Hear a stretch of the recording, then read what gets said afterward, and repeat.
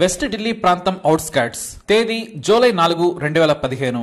ఉదయం 7 గంటలు. ఒక చిన్న గుడిసెలో 6 ఏళ్ల చిట్టి తల్లి స్కూల్ కు తయారవుతోంది. తెల్లటి షర్ట్ వేసుకుని పుస్తకాలు సర్దుకుంది. తనకు కాళ్లకు పట్టీలు కావాలని తల్లితో గొడవ పెట్టుకుంది. నీకెందుకు పట్టీలంటూ ఆమె అన్నలు వెటకారం చేశారు. నాకు కావాల్సిందే అంటూ గోల చేసింది ఆ తల్లి. డబ్బులు వచ్చిన తర్వాత నీకు వెండి పట్టీలు చేయిస్తాను కానీ మరి నువ్వు డాక్టర్ అవుతావా అంటూ పిల్లలకు లంచ్ బాక్సులు సర్దుతూ అడిగింది ఆ తల్లి. ఈ సంభాషణ వింటుంటే భవిష్యత్తు భారతం బాగుండబోతుందని మనందరికీ ఎంతో సంతోషంగా అనిపిస్తూ ఉంటుంది.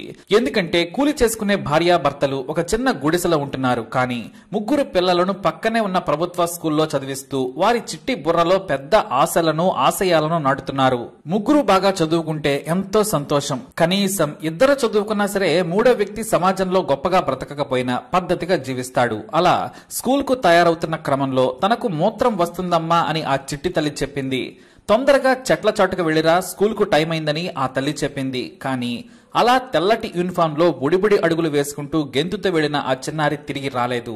పావుగంట సమయమైనా రాలేదు. తన స్నేహితులతో ఆడుతుందేమోనని అనుకున్నారు. మరోవైపు స్కూల్ టైం అవుతున్నా రాకపోయేసరికి తల్లి కంగారు పడింది. ఎందుకంటే మగపిల్లలు బడికెళ్లాలంటే బద్దకిస్తారేమో కానీ ఆ చిన్నారి మాత్రం సంతోషంగా స్కూల్ కెళ్తుంది. అరగంటైనా తిరిగి రాకపోవడంతో చిన్నారి తండ్రి నా బిడ్డ ఎక్కడా అంటూ వెతకడానికి వెళ్లాడు. ముందు పక్కనే ఉన్న ఆమె స్నేహితుల ఇంట్లో చూశాడు. కానీ ఎక్కడా కనిపించలేదు. రోజు వెళ్లే చెట్ల దగ్గరకు వెళ్లి చూశాడు. ఆ చిన్నారి కనిపించలేదు. చివరకు కొద్ది దూరంలో పాడుబడ్డ సగం కట్టి వదిలేసిన భవనం ఉంది. అందులోకి వెళ్లి చూడగానే విగత జీవిగా ఉంది ఆ చిన్నారి. సరిగ్గా 30 నిమిషాల క్రితం తన కాళ్లకు వెండి పట్టీలు కావాలన్న ఆ బంగారు తల్లి విగత జీవిగా పడి ఉండడం చూసి బోరున విలపించాడు ఆ తండ్రి. నా ముద్దుల బంగారు తల్లికి ఏమైందని భయపడ్డాడు. వెంటనే భుజంపై వేసుకుంటూ అరుస్తూ వచ్చాడు. తమ గుడిసె పక్కన ఉన్న వ్యక్తిని బైక్ తీయమని చెప్పాడు. బైక్ పై ఆ చిన్నారిని ప్రభుత్వ ఆసుపత్రికి వేగంగా తీసుకెళ్లాడు ఆ తండ్రి. కానీ అప్పటికే చనిపోయిందని చెప్పారు డాక్టర్లు. ఆ తర్వాత పోలీసులకు ఫిర్యాదు చేయడంతో వాళ్లు వచ్చి డాక్టర్లతో మాట్లాడారు. పోస్ట్ మార్టం చేయించగా సంచలన విషయాలు తెలిసాయి. చిన్నారిపై అత్యాచారం జరిగింది. గొంతు నులిమి గుడ్డతో చంపేశారని తేల్చారు డాక్టర్లు. గుడిసె కాలనీ వాసులు పోలీస్ స్టేషన్ కు చేరుకుని హంతకులను పట్టుకోవాలని ఆందోళన చేశారు. ఈ విషయం తెలిసి ఢిల్లీ నాటి deputy commissioner of police Vikramjit Singh station కు చేరుకున్నారు. చిన్నారి మరణంపై మీకు బాధ ఉండొచ్చు, గుండె కోతను మిగిల్చి ఉండొచ్చు. చిన్నారిని చంపిన హంతకుడిని పట్టుకోకుంటే మాకే కాదు మా డ్రెస్ కు మా డ్యూటీకి కూడా అవమానంగా భావిస్తాం. మీరు ఆందోళన చేయాల్సిన అవసరం లేదు. మాకు సమయం ఇవ్వండి. మరోసారి మరో చిన్నారి చిదిమిపోకుండా చేస్తామని హామీ ఇచ్చారు. ఆ యువ డీసీపీ మాటలు విని అంతా వెళ్లిపోయారు. చిన్నారి హంతకుడిని పట్టుకునేందుకు 4 ప్రత్యేక టీంలను ఏర్పాటు చేశాడు డీసీపీ. స్వయంగా ఆయనే ఈ కేసును ఇన్వెస్టిగేషన్ చేశారు. ముందు గుడిసెలు ఉన్న ప్రాంతంలోనే ప్రతి వ్యక్తిని అనుమానించి విచారించారు. వారం గడిచిపోయింది. కానీ ఒక్క క్లూ కూడా దొరకలేదు. అయితే హైవేకు పక్కనే ఆ గుడిసెల కాలనీ ఉండడంతో ఉదయం పూట మూత్రం కోసం, మల విసర్జన కోసం లారీలు ఆగుతాయని పోలీసులు గుర్తించారు. లారీ డ్రైవర్లు కానీ క్లీనర్లు కానీ ఈ దురాగతం చేసి ఉండొచ్చని ఒక అంచనాకు వచ్చారు. మరి లారీ డ్రైవర్లను పట్టుకోవడం ఎలా అని చెక్ పోస్ట్ దగ్గర ఆ రోజు రాత్రి నుంచి ఉదయం వరకు వచ్చిన లారీల నెంబర్లను సీసీటీవీ ఫుటేజ్ ఆధారంగా సేకరించారు పోలీసులు. అలా విచారణ సాగుతుండగానే పాత కేసులను తవ్వి చూడగా ఏడాది క్రితం 10 ఏళ్ల కుర్రాడిపై లైంగిక దాడి చేసి గొంతు కోసిన ఘటనలో ఒక వ్యక్తి అరెస్ట్ అయ్యాడు. అతని పేరు రవీంద్ర కుమార్, పైగా లారీ క్లీనర్. సంవత్సరం క్రితం ఇతడిని పోలీసులు అరెస్టు చేసిన ప్రాణాలతో నెల రోజులు పోరాడి బయటపడ్డ ఆ చిన్నారి రవీందర్ను గుర్తించలేకపోయాడు. దీంతో అతన్ని వదిలేశారు పోలీసులు. మళ్లీ పోలీసులకు రవీందర్పై అనుమానం పెరిగింది. ఎక్కడ ఉన్నాడా అని విచారణ చేశారు. అడ్రస్ సేకరించి జూలై 15, 2015 రాత్రి 11 గంటలకు ఢిల్లీలోని బేగంపూర్ ప్రాంతంలో 2 గదుల ఇంట్లో ఉన్న రవీందర్ ను అదుపులోకి తీసుకున్నారు పోలీసులు. పోలీసులు తమతో రావాలని చెప్పగానే మరో మాట అడగకుండానే రాత్రి సమయంలో కొత్త షర్టు, జీన్స్ ప్యాంట్ వేసుకుని రవీందర్ హాయిగా పాటలు పాడుతూ పోలీస్ వెహికల్ ఎక్కాడు. విచారణ అధికారులకు అతడి వాలకం చూసి ఏమీ అర్థం కాలేదు. ముందే ప్రిపేర్ అయ్యాడా అని అనుకున్నారు. డీసీపీ స్వయంగా రవీందర్ ను విచారించగా మొదట తనకేమీ తెలియదని, డ్యూటీకి వెళ్లానని చెప్పాడు. లారీ క్లీనర్ గా పనిచేస్తున్నాను, అసలు జూలై 4న నేను ఢిల్లీలోనే లేను, హర్యానాలో ఉన్నానని చెప్పాడు. వెంటనే అతడు చెప్పిన వివరాలతో సదరు లారీ యజమానిని సంప్రదించగా అబద్ధమని తేలింది. దీంతో తమదైన శైలిలో విచారించడంతో అంతా షాక్ అయ్యే విషయాలు చెప్పాడు రవీందర్. అంతేకాదు మన ప్రపంచంలోనే సామాన్య మానవుడిగా బ్రతుకుతున్న నంబర్ 1 నేరస్తుడితను.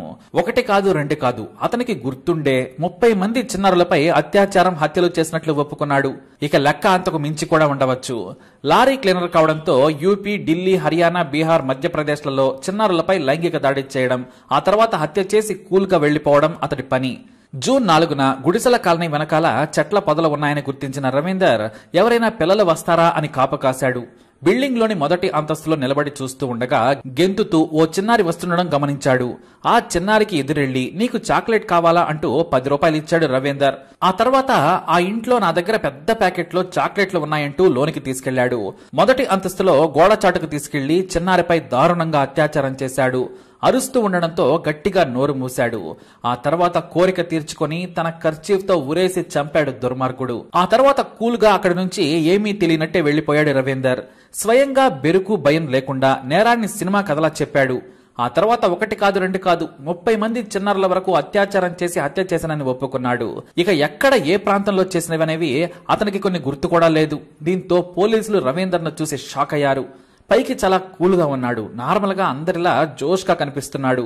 అతను చెప్పిన వివరాలను క్రాస్ చెక్ చేసేందుకు పాత కేసులను బయటకు తీయగా దాదాపు 12 కేసుల్లో నిందితుడు రవీందర్ అని తేల్చారు. రవీందర్ ను అరెస్టు చేసిన తర్వాత ఆ 6 ఏళ్ల బాలిక తల్లిదండ్రులను పోలీస్ స్టేషన్ కు పిలిపించారు డీసీపీ.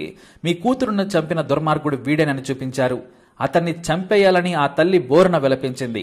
ఆ చిన్నారి తండ్రి రవీందర్ మీదకు దాడి చేసేందుకు ప్రయత్నించడంతో బయటకు తీసుకెళ్లిపోయారు. మాకు ఒక్కగానొక్క కూతురు, ఆస్తులు లేకున్నా తన సంతోషంతో మా ఇంట్లోకి వెలుగు తెచ్చింది. వెండి పట్టీలు కావాలని ఏడిస్తే తాను తండ్రికి తెలియకుండా రూపాయి దాచాను.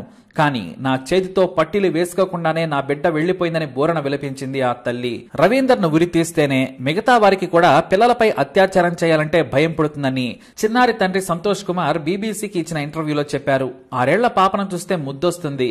వారి నవ్వు చూస్తే ప్రాణానికి హాయిగా ఉంటుంది. అలాంటిది ఈ దుర్మార్గుడు నా బిడ్డను చంపాడంటే తట్టుకోలేకపోతున్నానని కన్నీళ్లు పెట్టుకున్నాడు. అయితే ఇక్కడ మరో ట్విస్ట్ ఉంది. మరోవైపు రవీందర్ మానసిక పరిస్థితి బాగోలేదని అతని తండ్రి బ్రహ్మానందం ఆరోపించారు. పోలీసులు అతన్ని కొట్టి ఒప్పించారని, మీరు కొడితే 30 కాదు 300 కేసులు తానే చేశానని ఒప్పుకుంటానని ఆరోపించారు.